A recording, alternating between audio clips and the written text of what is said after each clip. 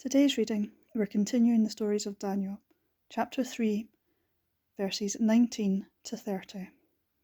Daniel's 3 friends are sentenced to death. Then Nebuchadnezzar lost his temper, and his face turned red with anger at Shadrach, Meshach, and Abednego.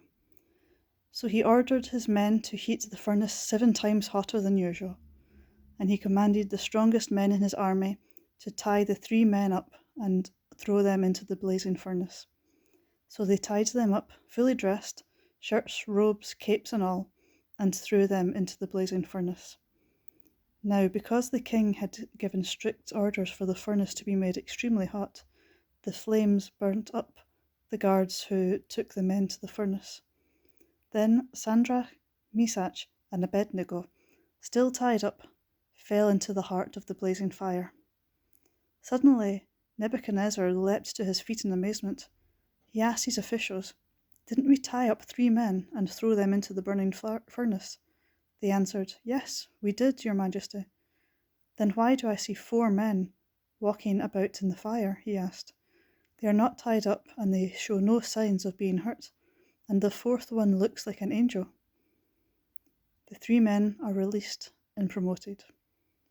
So Nebuchadnezzar went up to the door of the blazing furnace and called out, "Shadrach, Meshach, Abednego, servants of the supreme God, come out." And they came out at once. All the princes, governors, lieutenant governors, and other officials of the king gathered to look at the 3 men who had not been harmed by the flame. Their hair was not singed, their clothes were not burned, and there was no smell of smoke on them.